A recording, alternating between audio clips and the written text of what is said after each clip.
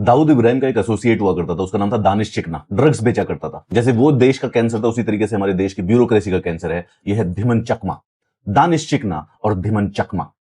ये जो चिकना है, ये ओडिशा में आईएएस लगा और अपनी पहली पोस्टिंग में ही 10 लाख रुपए की रिश्वत लेते हुए पकड़ा गया।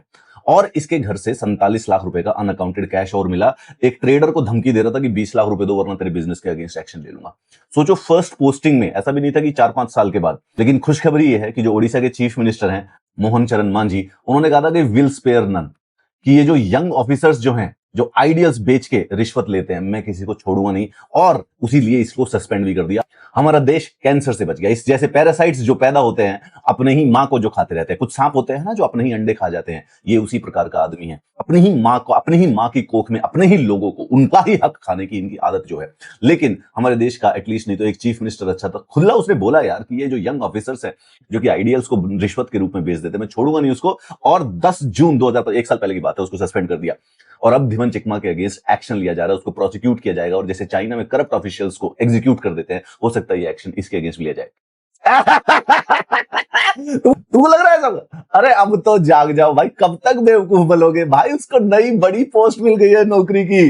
धिमन चिकना को सर्विस रीज्वाइन करवा दी गई है, deputy secretary in revenue department. ये देखो सर का नया boss, deputy secretary government revenue. 1 साल 10 जून को तुमने सस्पेंशन लेटर इशू किया था 2025 में, और 10 जून 2026 होने से पहले पहले इसको, चिकना को, तुमने deputy secretary to government revenue बना दिया, वापस रीइंस्टेट कर दिया। इस देश के जितने भी प्राइवेट जॉब करने वाले और गरीब जॉब करने वाले लोग हैं, आप याद रखिए, दिस इज द रियलिटी। ये सांप अपने ही अंडे खाएगा, ये दीमक है। इसने 70 सालों में इन लोगों ने देश को खोखला कर दिया है।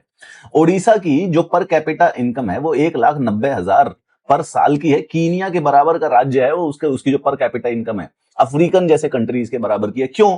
क्योंकि ऐसे आदमी वहां के रेवेन्यू डिपार्टमेंट है।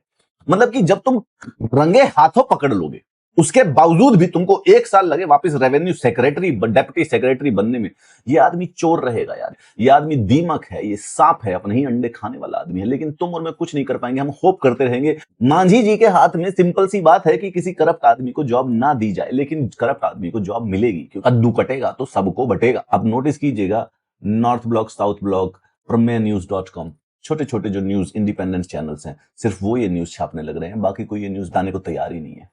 धिमन चिकना की लाइफ सेट है।